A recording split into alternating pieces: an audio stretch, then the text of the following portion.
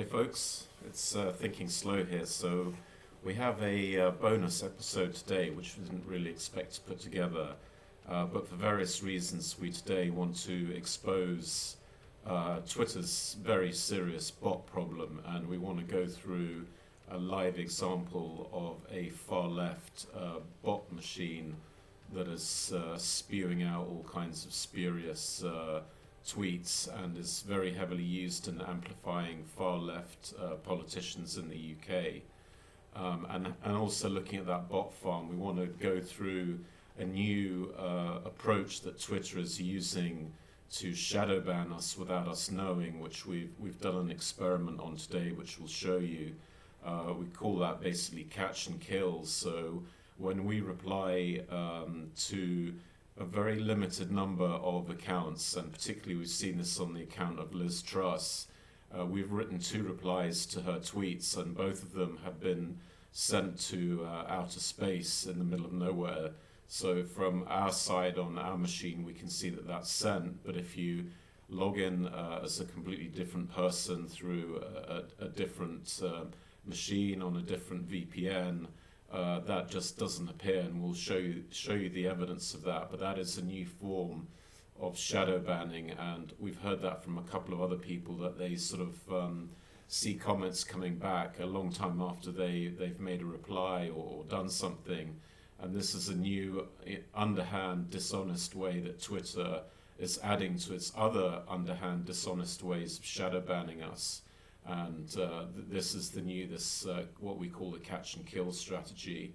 But we'll show you other strategies that they've used as well, and we'll give you some very interesting numbers about how they sort the replies to tweets, not by any logical means in terms of number of likes or dates or followers of the people writing those replies, but they're using purely political algorithms to push certain comments down to the bottom, even though they are the most popular. It's completely the opposite of what you'd expect, and this just tells you what a cesspit Twitter really is.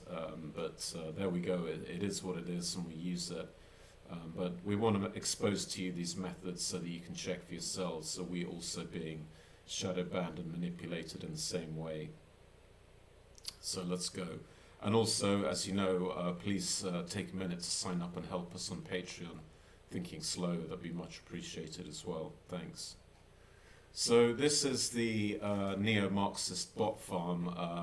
We basically have had this for a while, and someone else actually put this together, and I took the drawing. I don't know who it was, but if they'd like to make themselves known, I can give them credit for this, because this is around about 240 versions of exactly the same message that was all sent out on the 19th of November 2020.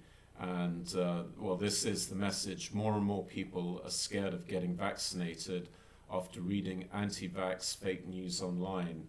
We finally need a law to rein in social media giants. That's the message, and if you what it is trying to create the impression of a spontaneous sort of people-driven campaign for more censorship, which I find completely amazing, really. But that's what they've done, and the problem is, in this day and age, we don't even know, we can hardly guess who is behind this campaign, because so many people do want to censor you. As we point out at the end, this could be Big Pharma, this could be people in the government pushing the vaccine. This could, and in this case it turns out to be far left, though this is the group here, and it could be any of these quirky nudge units, stroke 77th units within the government. And that just shows you what a problem this censorship is, and coercion, that there's many players that could be doing this. And in this case, it is neo-Marxists and far left, and we'll go through the reasoning for that.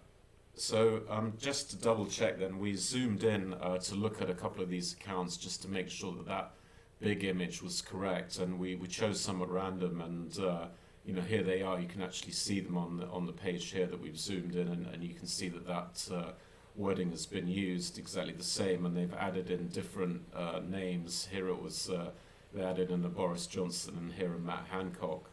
And what these guys are doing is completely dishonestly pretending that there's some groundswell, grassroots desire to have more online censorship, whereas actually this is a well-controlled, well-coordinated, far-left initiative, and we'll explain why this is far-left. So we've looked through a number of these accounts, and they perform several different functions.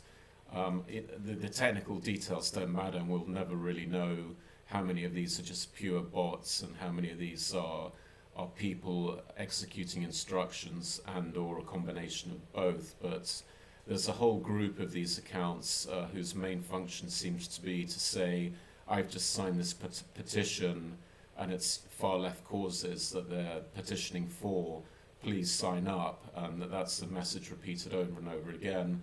Some of the other accounts are more to do with just pure amplification, and we'll look at one of those where I think we've all seen them, thousands and thousands of retweets, no original text and no followers.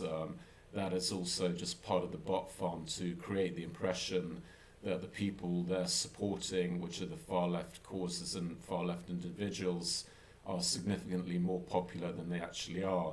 So why did we decide it was far left? Because looking through these accounts, we're generalizing here, but it's generally the same causes over and over again being liked and retweeted, which is get the Tories out, climate alarmism, panic, end of world, all that kind of thing. Remain in Europe, so follow back part of Europe is almost always in there. All of the pride extremism is in there as well, and occasionally they'll support an economic tweet where that economic tweet calls for nationalization of whatever it happens to be. That'll get amplified by this network.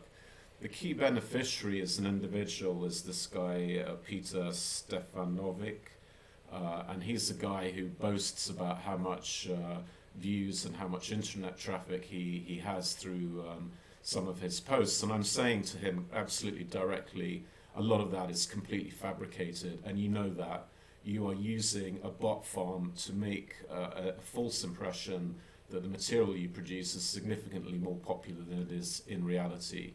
And this is typical dishonesty from these guys, basically. So, I mentioned already this Peter Stefanovic is a guy who turns up over and over again being retweeted. So here is one of these bot accounts, Ben Coulter. The others, as you could predict, are Richard Burgeon and Zara Sultana, very, very far left MPs. And it's been a mystery to me why basically everything they write is tens of thousands of likes. And not only that, but occasionally I've seen something just pop up, especially from this guy who's calling for mass nationalization and all these other fantastic policies. As soon as it's written, it basically, you can see the clicks go into overdrive, and now it begins to make sense because we've linked that bot farm with his account basically, and now it all begins to make sense. That's the reason that these numbers are so high, and it's a reason why they come up instantaneously as soon as the material goes. It's Bing. It's like within seconds you can see this thing clicking through, and this is a big machine. And I don't know the details of the machine, but there's enough here to see how it works in principle. Now, the one surprising beneficiary of this sort of far-left amplification network is a guy called James Melville, who apparently is a hero of the libertarian movement. I never trusted him, and I'm not surprised to find him in here. So this is a classic example. It's a pretty weak joke. It's the longest day, please don't look at the sun. Isn't that hysterical? And compared to other tweets, that one has been massively liked. I mean, 7,000 likes is a big deal. And guess what? It goes back into that far left bot farm, and accounts from that bot farm are amplifying up that tweet. That's why a pretty weak joke that in all things being equal and based on his history would be a couple of hundred, likes, maybe 300 tops, gets to 7,000. So, hi folks, thinking slow. This is the nerve center from the other side. We're going to do a little thought experiment, and I'm going to show you how Twitter is creating parallel universes and using a new method of shadow banning where they just send your material to outer space. I call it a fill or kill kind of, they put it nowhere and release it when it's already no longer relevant, basically. So the screen on the right is what we see at Thinking Slow. And then I've taken what I call a non-player character on the left, which is just a random person logging into the same tweet. And we're using a few funky VPNs here, so you'll see odd languages here, but don't be put off by that. So this is what I see. If I just scroll down, this is Liz Truss and her leadership campaign. So it's fair enough to say, okay, my stuff appears on top because you're being flattered by Twitter. It's a little cartoon and it's quite noticeable. So let's have a look what happens on the non-player character. This is exactly the same tweet that I'm scrolling through here, and it'll go blurry now. But if you take it from me, you can scroll through the whole thing and that will not show up basically anywhere. I mean, it's, as I said, it's quite a noticeable cartoon.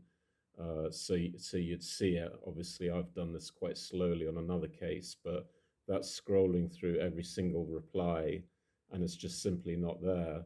It's gone to out of space, basically. So that is kind of new form of shadow banning, and we're very heavily shadow banned, so not really particularly surprised that they've done it to us. We don't like these people. We don't like the way they operate this business, but it is, for the moment, still kind of the only platform. So that's the scroll. I mean, you can slow it down or whatever, but I haven't seen anything anywhere basically um, of that. So that's in outer space. So that's the first part of the thought experiment. The next part of the thought experiment we'll do very, very quickly, which is the order that you see replies in. And I'm just going to match up what appears on the mobile phone through the VPN and what you see here. So this is the first one on the mobile phone VPN on the left. Is something called invisible. Now, my first reply on the right, which is what Thinking Slow sees, is something completely different. The second one is different. The third one is different, so on and so forth. And I will actually at some point, there it is. So invisible randomly has been shifted down several spaces on my version of reality in my parallel universe compared to what the non-player character can see. And we'll just do the next one, but I think you generally get the idea. So let's try then find the second tweet down on the non-player character one is on the left from Gordon McIntosh, and I'm going to look through on our screen, which is on the right. Where does that turn up? So, okay, we've discussed our thing being first, and so it's not second, third, and then we start scrolling way down here. We've obviously done this already, so we have a reasonable idea of where this is, and we know it's quite a long way down. You can see how far I'm going to have to go down to find that reply, and it's going to be somewhere around here. Let me see. It's somewhere here. Yeah, there it is. So look, you can see the order has basically, for the non-player character, gone from a reply which was shown right up at the top to Liz Truss's tweet, and it's moved right down to the bottom. And we'll go back off this live demonstration now and show you what that looks like through more mathematical analysis. But just wanted you to know that this is real. This, you can do this experiment yourself. You find a non-player character, log in, and you can see two completely different universes, and that's very important because of the impact that has on the viewer. And I would suggest the extraordinary dishonesty of Twitter in manipulating people by moving the order of replies up and down and hiding other replies in order to influence the viewer. Very bad stuff, and this is happening all the time. So let's go back and look at the numbers and why that's important, because important messages are quite often hidden and irrelevant stuff is shown at the top for the non-player characters. And of course, this is all part of the whole process of putting people into echo chambers as well. So let's go back onto this presentation. Okay, so I think you could see from the clip then a pretty clear illustration of Twitter's sort of catch and kill kind of approach, where someone sends out a reply to a tweet that they assume has gone and other people can see it, whereas in actual fact it's been captured by some kind of AI algorithm written by a millennial in Seattle and basically put into outer space. And I think some of them are released a bit later under the idea that they're irrelevant at that point, but others of them seem to disappear forever. So the case we looked at was a sort of fairly humorous cartoon, but in actual fact we did a more serious response, a second response to a Liz Truss tweet about the area of farmland under the 6 carbon budget. So pretty serious and important stuff with actually data on farmland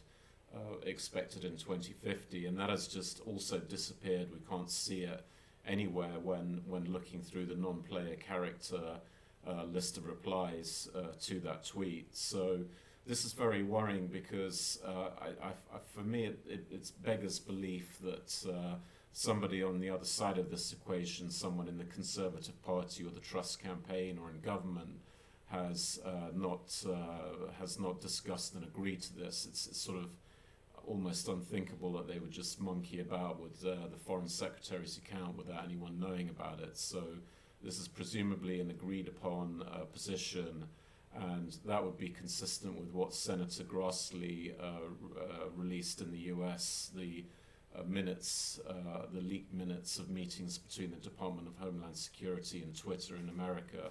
So presumably a similar process is going on here, and by hook or by crook, there's an agreement that certain types of replies, polite replies using data in our case, are just disappeared. And that's pretty worrying at a time when this individual Foreign Secretary Truss is potentially the next Prime Minister as a British ex-Conservative voter. Never again, by the way. The comments I make are hidden, and that's very, very underhand and dishonest. Now, the other important point is, and I think people have been aware of this, it is an interesting experiment, but you are creating, of course, parallel universes. So, and we'll look at a clear case now where what I see is nothing, not even similar actually to what a non-player character will see. So, you know, the idea is to put people into echo chambers. So if I'm looking at whatever tweet it happens to be, the order that Twitter decides to put those replies, which by the way has nothing to do with likes or dates or timestamps or anything else, it's their own political sort of algorithms.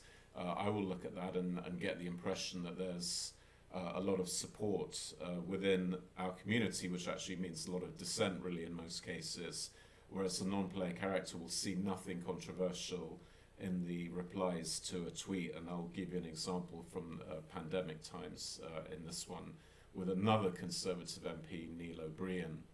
So in this example there, Neil O'Brien has tweeted out some twisted figures, and I guess this is way back now in November 2020, and we kept the material but we never made the film.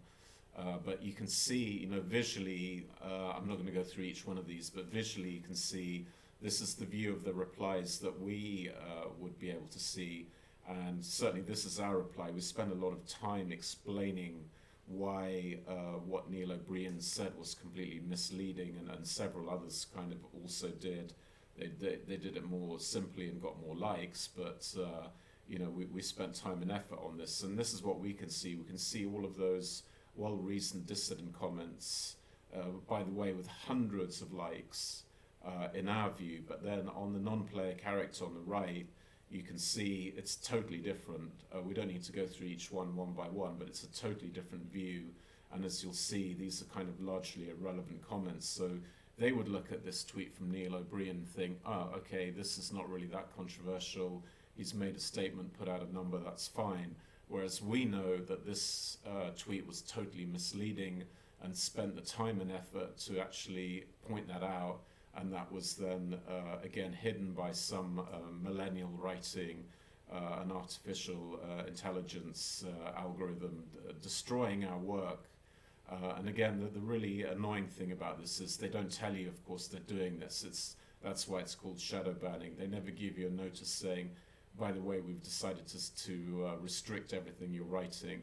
I mean, we guessed this and we did this experiment, so we know Twitter manipulates replies, and therefore it's not that big a shock. But when you first see it, it's shocking, really. I'm still kind of surprised, but now more used to it.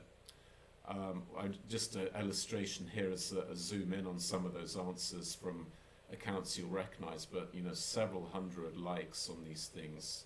And this is what then happens. I find this really amazing. This is the top 20 replies to that tweet that I can see on my machine. And you'll see, here are all the likes with several hundred, the replies with several hundred likes. And then you end up at about 2,500 likes in total for that top 20 to that tweet. And they're all critical because the data that he provided, as usual with him, was misleading. Now, the non-player character will open up Neil O'Brien's same tweet, and this is the number of likes that they will see from those, as I said, largely irrelevant comments about nothing, 0, 1, 1, 0, 0, etc.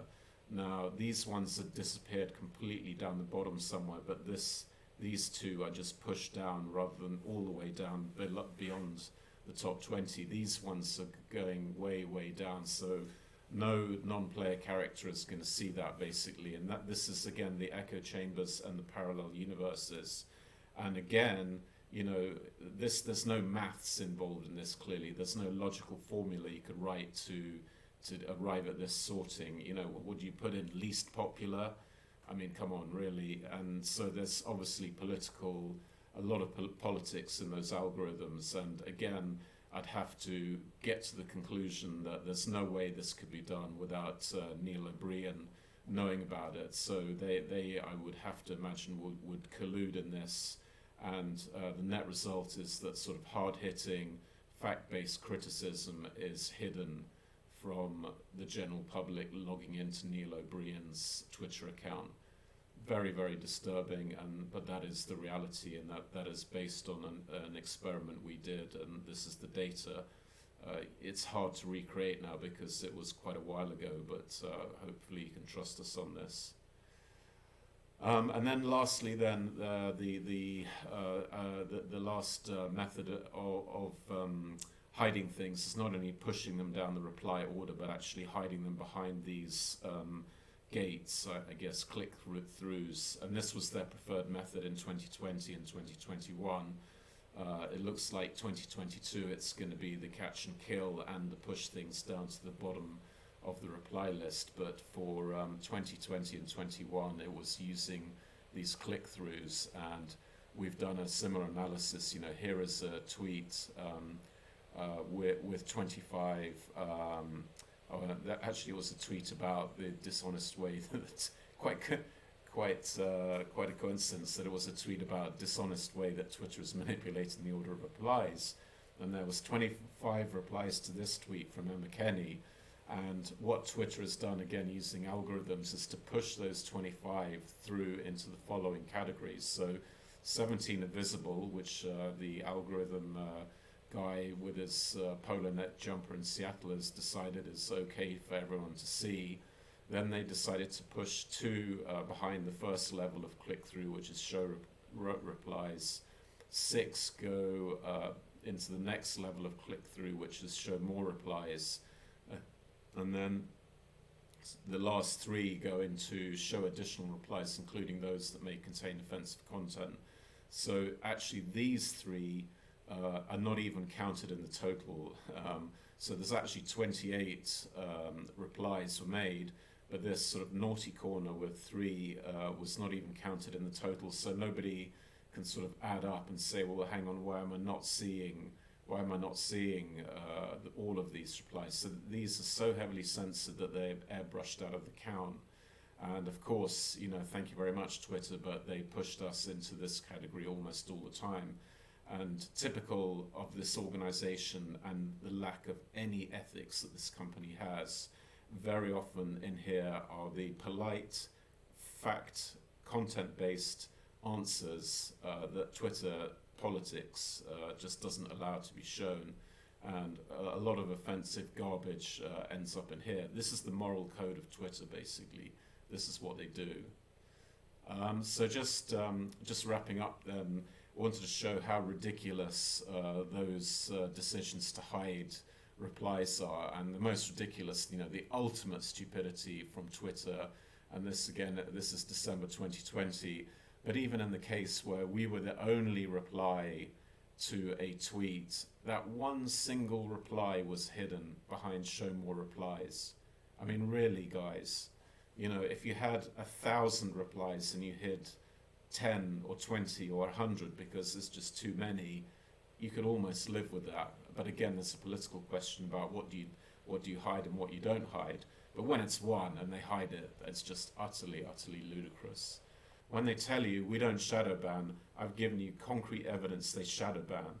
And they shadow ban really the things that are content-based, polite, and hard-hitting. That's what's hidden. The garbage is put out on display and it's left alone. And that's the reality of Twitter. So, again, in this quick presentation, we've been through the bot farms, which they've got a massive problem with.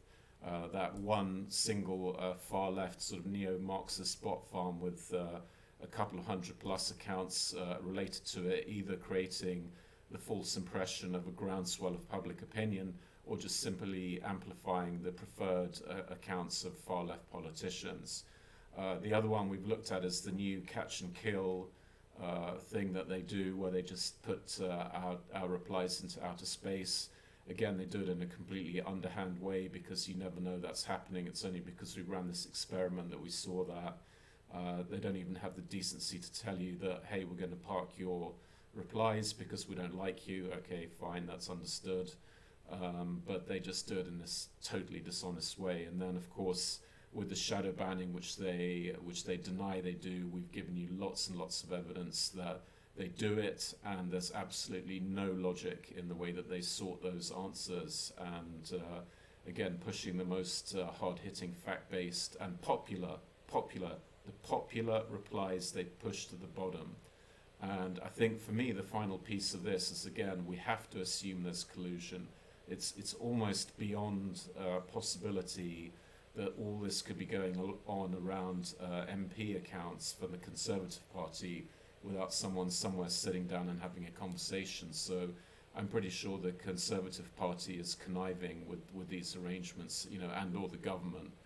In a way, it doesn't matter, which is also kind of worrying. It's underhand, it's undemocratic, it's undermining sort of any kind of debate, etc., etc. So my message to Twitter, if anyone there ever sees this, is go fly a kite.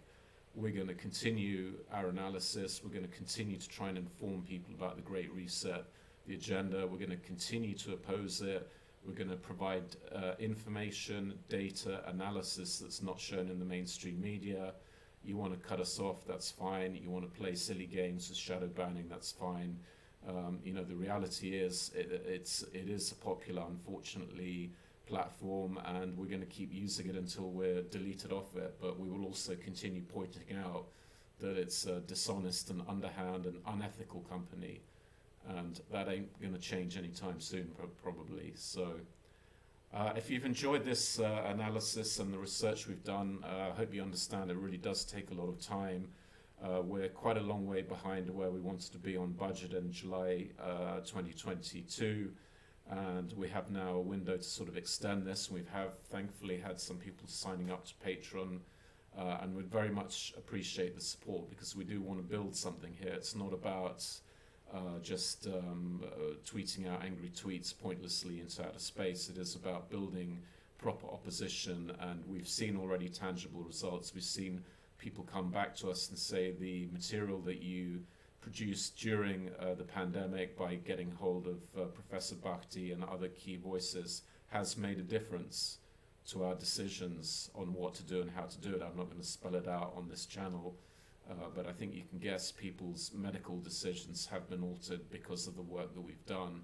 And that's what it's all about. It's about getting tangible results, but we can only do that with support. You know, at some point we're going to have to say, look, this is great. It's nice to have the purpose, but without any financial support, it's just not viable, obviously. So please think about signing up on Patreon. It'd be much appreciated. Hope you've enjoyed this. I think it's been, I think this is interesting. At least putting it together was interesting.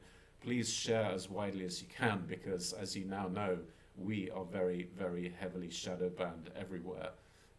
And so it really relies on retweeting and sharing. That's the only way to get our stuff out there. So as we like to say at the end of every show, do not stay safe, stay free, because without freedom, you do not have safety. Thank you. Bye.